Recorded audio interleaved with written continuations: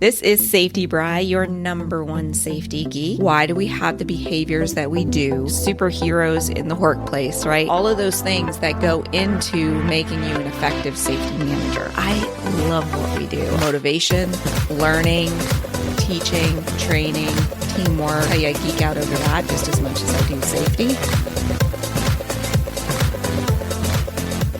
Hello, and welcome to episode 3 of the Safety Geek podcast.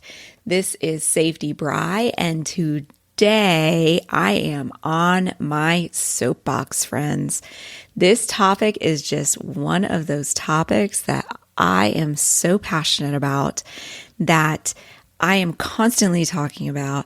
I am standing as high as I can and I'm shouting it from the rooftops. Okay. So if you don't know what I mean by soapbox topic, it's going back to a reference of World War I, where people would stand on a soapbox in front of an audience and talk passionately about opinion that they have very strong feelings about. So I have a couple of soapbox topics. This is definitely one of them in safety. So what are we talking about? Accountability. That's right, accountability. I know it's a buzzword that gets really hard to be explained, but for me, it is one of those things that needs to be improved in every organization. And it is so frustrating to me when we put rules in place and people don't follow them, or there's no consistency in the accountability. And what I found over the years is that many people don't understand accountability. We put it in there. It's this buzzword and we say, hey, we need accountability on this. And they're like, yeah, we do. But in the back of their mind, they can't even explain accountability to you. They don't even know what it takes to have accountability. So I think that's where we need to start, is what actually does accountability mean? So what I did was I was like, let me get you a good definition, right? Let me find this out. So when you look up the definition of accountability, guess what it says? It says the state of being accountable. Don't you hate it when they use the word in the definition? It's like, yeah, you shouldn't do that. So then when you look up accountable, it says it's a subject of giving account. I was dying. So then I looked up account and it says it's a reason for an action. So basically, a good definition of accountability is the state of being responsible for an action. The state of being responsible for an action. That is accountability.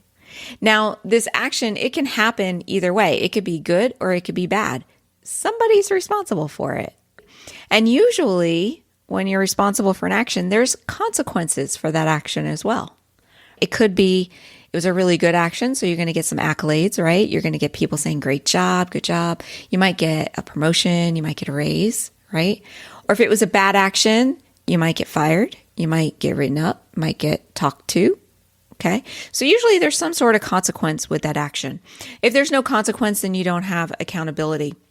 So how do you teach people what accountability means and how to actually generate accountability and how to have accountability in your organization? So there's actually a pretty easy, simple process for accountability. Step 1 is training. 2 is consequences.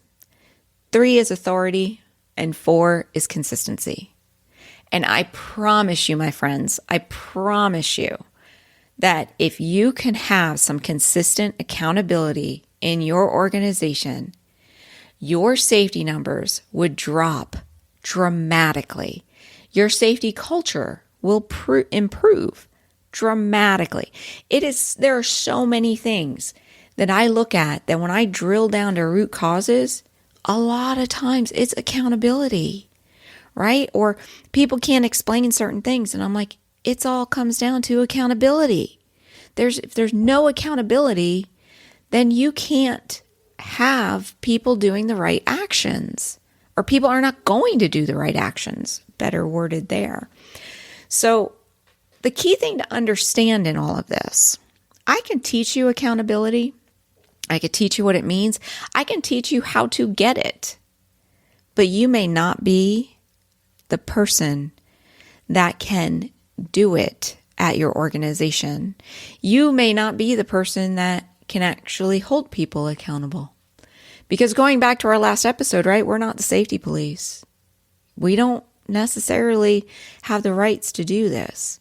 But as the safety manager, you probably have a better understanding of accountability than anybody else on the management team, with the exception of HR. They do a lot of write-ups. But HR is doing a lot more disciplinary action than they are positive, right? It goes both ways, right? So anyway, so as the safety manager, what you can do to improve accountability at your organization is, one, get buy-in from your management team, right? If you can get a commitment from your management team to have accountability, that's a good way to start. And then train your management team on accountability. Because going back to, like I said, a lot of people understand the buzzword, but they don't understand how to get it. They don't understand the steps that it takes to actually have accountability at your organization.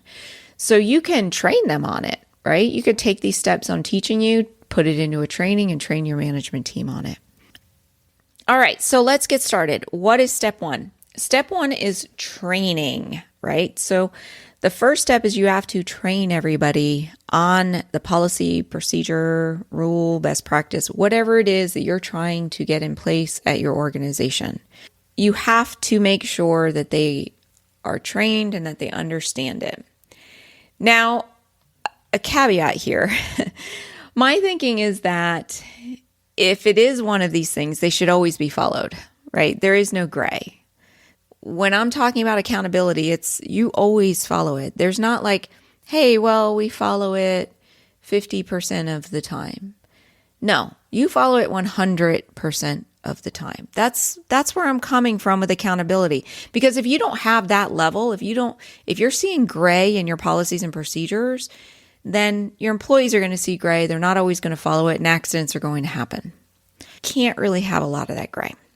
All right, going back to training. You have to train everybody who's affected by this policy, procedure, rule, SOP, whatever it is that you're doing. And how you train them is up to you. There's different ways to train people. The training can be classroom. It can be practical. It could just be a memo that you post to make sure everybody reads it. Whatever kind of training that you do. And it might not necessarily be you doing the training, right? As a management team, you might have come up with this best practice or this SOP that you're going to follow. You train you might help develop the training materials, and then you train the supervisors how to train on it, and then they go out and train their people. That's perfectly fine. But you can't have accountability if the person's never been trained on it. That's the key here. And after training happens, the classroom training, practical, whatever, you then have to observe the people doing the tasks and following that SOP. You have to observe them to make sure that they have understood the training, that the training was sufficient enough, that they have a clear understanding of what they're supposed to do. And the only way you're going to know that is by observing them working, having discussions with them, and coaching them on it. All right? So once you've done that and you have a clear understanding that they have the training and that they know what to do, then you can move on to the next step. Keep in mind that you cannot impose consequences until the training has been effective, until you can say truthfully that this training was effective. And understand that this step right here, this could take months. It could take 2 or 3 months before somebody is fully trained to where then you can hold them to consequences. Or it could take hours, right? It could be something as simple as a memo that they sign. Hey, we're no longer wearing earbuds. Do you understand that? That when we're working, we no longer wear earbuds. You're signing off that you're not going to wear earbuds. And then they have it. Now you can assign consequences, right? So that's step 2, assigning consequences. So consequences are what is going to happen if they don't follow the rule. So if you don't have consequences and if nothing happens, then you don't have accountability. So this goes back to, speeding while you're driving, right? So I know we use this a lot with risk management, but when you're driving, the speed limit might be 55 miles per hour, and you decide to go 60 miles per hour because the cops aren't going to pull you over if you're only going 5 miles over the speed limit. It's a waste of their time. So there's no accountability for going a little faster. So you go a little faster. Well, I'll tell you what happened to me. In my neighborhood, they started pulling people over for 5 miles over the speed limit and giving tickets. Because I guess I don't know why, actually. I mean, I really can't tell you why.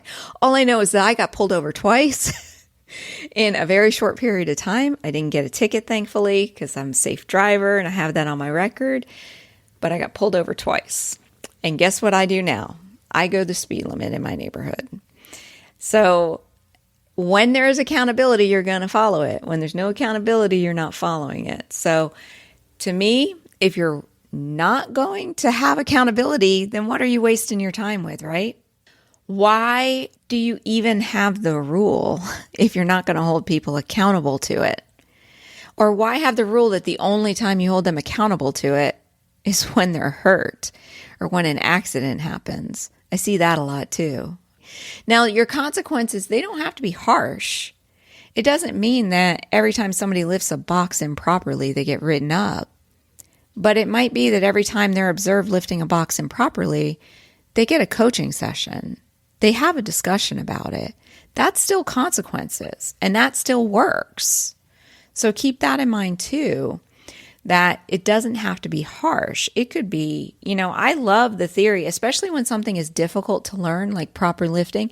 I love it being like in the beginning, your consequences are coaching, and you might coach them 2 or 3 times, and then you move it to retraining, and then you move it to disciplinary action, and then to suspension and termination.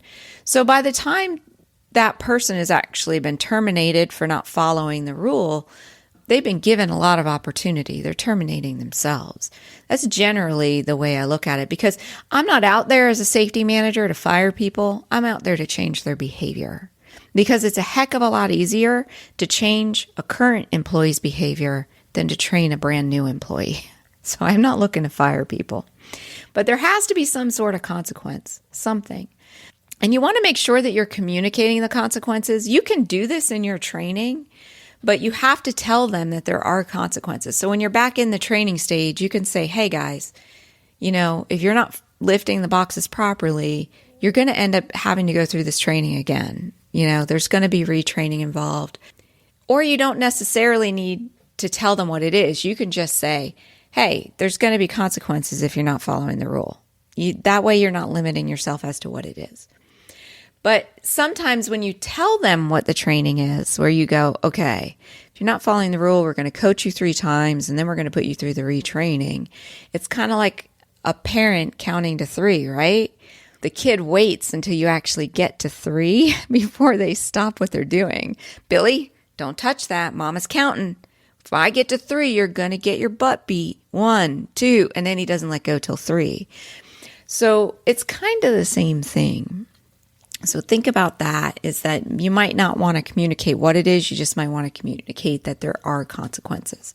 They just have to know that there are consequences and that they apply to everybody. Okay. So that's step 2. Step 3 is authority. And this is important.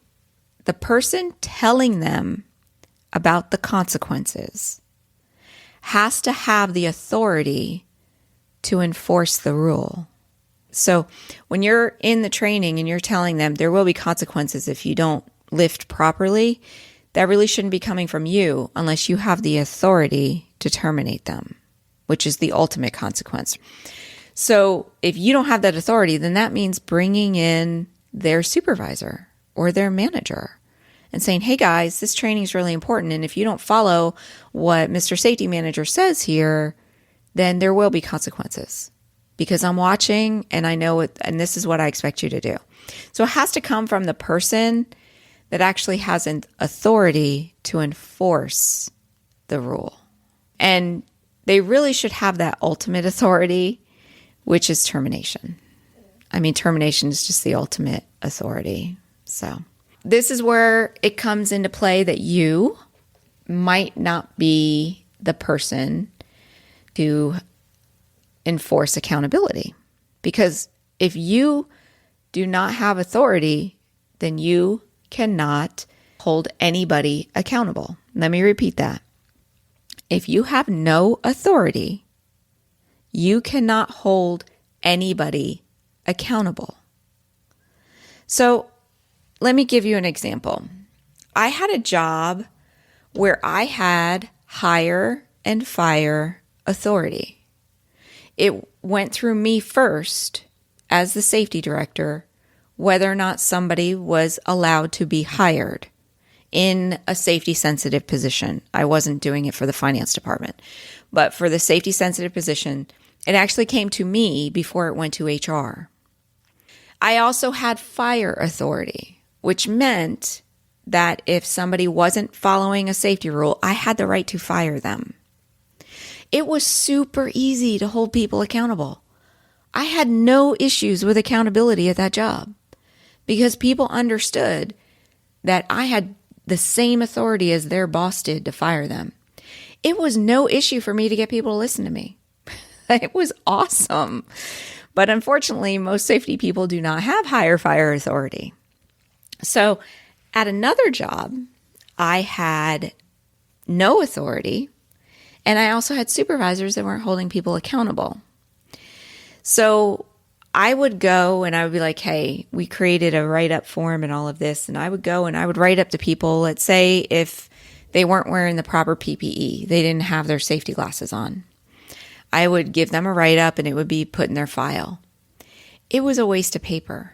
Yeah, it was thrown in their file and that's fine, but the person saw that I had no authority. It didn't make them wear their safety glasses anymore. And it had no impact. It had no impact on anybody. It became a joke.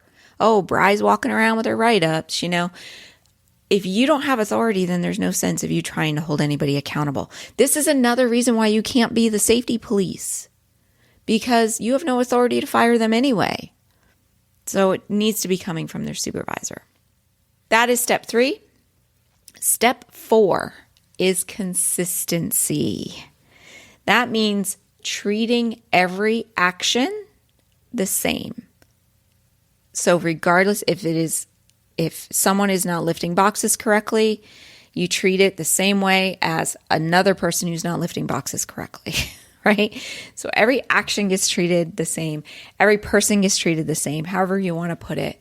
And it's every time it's observed. If you observe somebody not following the rule, regardless of what rule it is, that's why you want to limit your rules too, it has to be held accountable. The consequences have to come into play. Right? You cannot just walk by it, because walking by it means that you're okay with it. So no action is actually an action.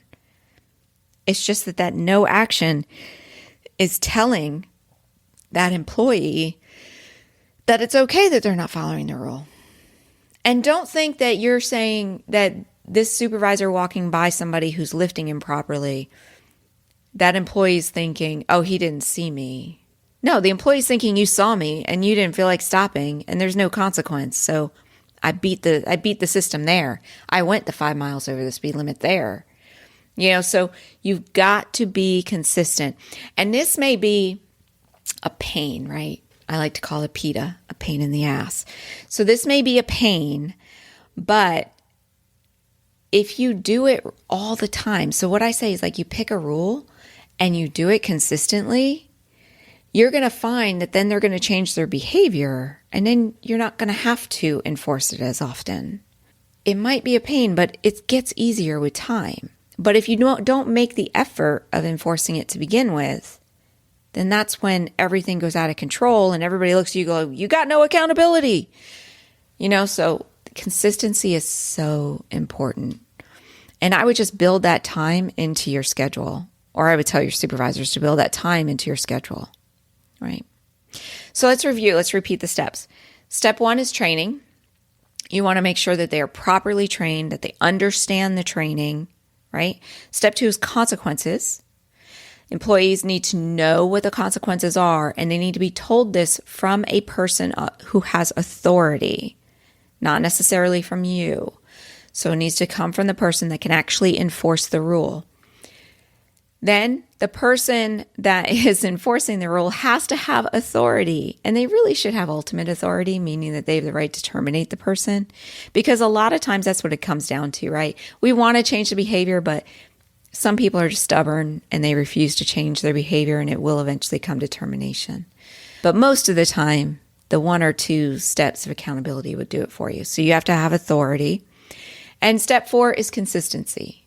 You have to consistently enforce whatever rule it is you're putting in place. So you might be thinking, this is great, Bri. This is really good information, but it does me no good because you're saying that if I don't have authority, I can't enforce the rules. So if I don't have authority, what am I supposed to do? So when you don't have authority in the situation, step 1 should be to tell that person's immediate boss, which is generally like a supervisor, right? A low level manager or supervisor. So you saw somebody not enforcing the rules. Maybe you talk to the person about it, right? But then you tell the supervisor, hey, I just saw warehouse Mary over there, and she was lifting the boxes improperly. I did have a discussion with her, but I wanted to make sure that you knew. The proper action of that supervisor is then to go talk to Mary about it. And it could be just a nice little coaching session. Hey, Mary, Safety Bri told me they talked to you about your lifting. Do you have any questions about it? Please make sure you're lifting properly. I care about you, those type of things. That's what the supervisor should do. But if the supervisor doesn't do that and nothing happens, what are you going to do about it? The next step should be going to their boss or their boss's boss. Right? You keep going up the chain. So if you have a big organization, you probably have like team leaders, then supervisors, then managers, then VPs, then presidents. So you just go up the chain until you can't go up anymore. Now, when I worked for a corporation, we actually had an ethics line as well. So you could even go up further. Or we had like regional safety managers I could report it to. And things like that. So that way, it can go up the chain even further, even though they don't really have authority over an employee, but still, you just go up the chain until you can't anymore. And here's a great example of this. When you're doing, and you guys might be involved in this, you might be thinking I'm absolutely crazy, but this is the way I told you. I have no gray in my mind. It's black or white. You're either doing it or you don't. This is the rule. I follow the rule. So I haven't had a transportation department in many years, or I haven't been in charge of a transportation department in many years. But I remember when I was in charge of them and I had to do previous employment checks. So in the United States, the Department of Transportation rule is that you have to check on their previous employment for anyone who had a commercial driver's license for the previous 3 years. And that company is required by law to respond to you. If that employee worked for them within the last 3 years, they are required by law to respond to you and to tell you yes or no that they worked there and whether or not they had any accidents. You generally ask for more details, but I believe that's the bare minimum that they have to respond to you with. I'm probably botching the regulation. This is why I try not to keep regulations in my head because I'd much rather look them up and get them right, but I'm not going to do this right this minute. But anyway, it's a 3-year background investigation. And a lot of smaller trucking companies do not respond. So what the law says is that you have to make several attempts to respond. And if they don't, you have to notify DOT. So what my process was is they wouldn't respond. I would document all of my attempts. I would then send a certified letter to that trucking company that required a signature for me to get back to prove that they received the certified letter. And if they still didn't respond, then I would notify DOT that they didn't respond, and then I would keep all that documentation in my file. I will tell you, I never failed a DOT inspection. They love this, like you would not believe. They had never seen anybody go to that length. But this is what I'm talking about going up the chain until you can't go up the chain any further.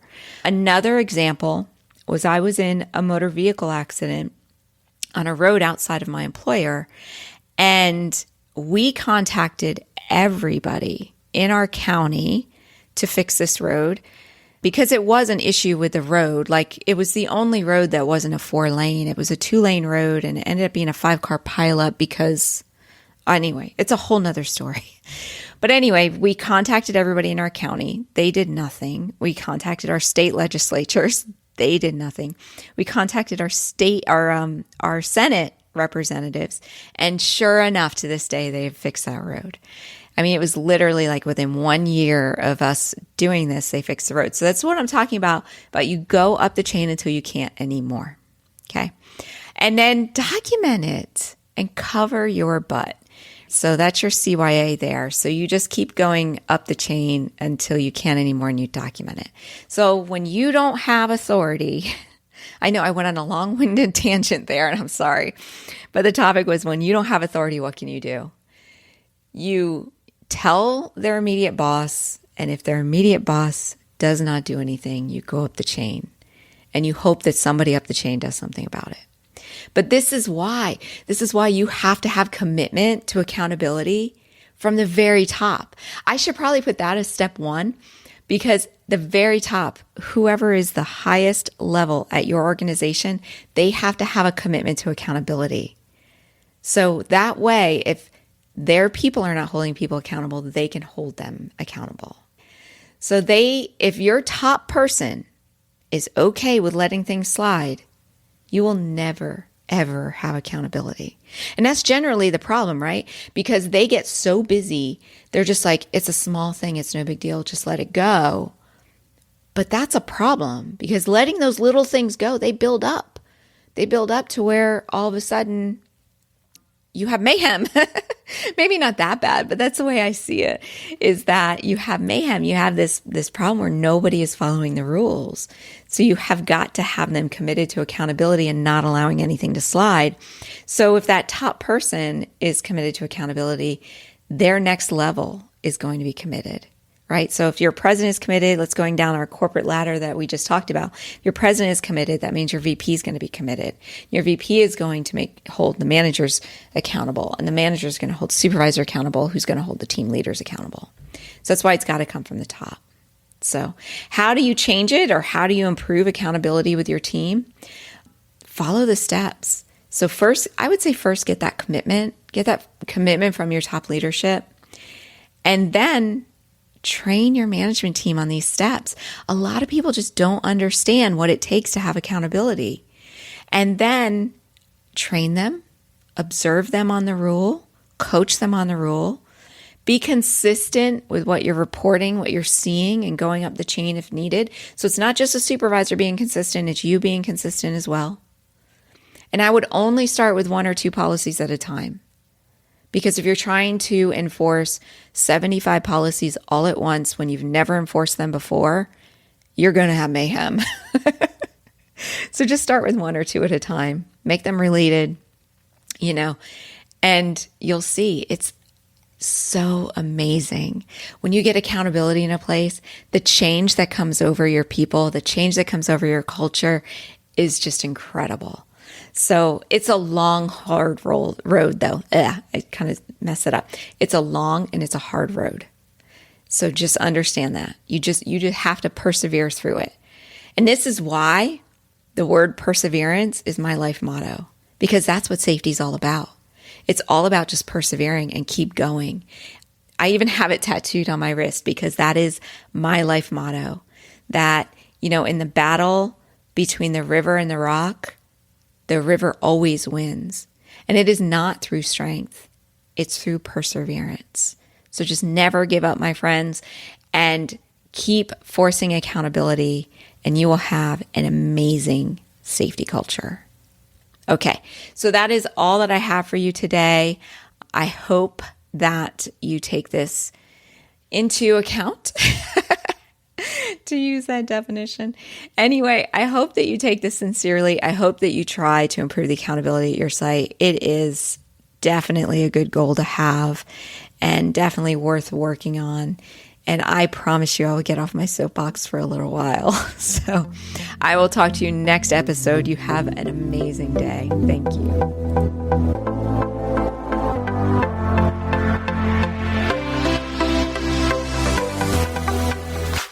Check out the show notes and links for this week's show at www.asksafetygeek.com.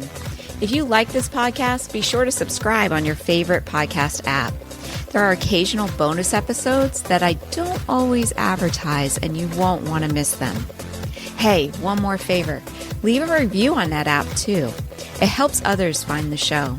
Thanks. I really appreciate it and can't wait to talk to you next week.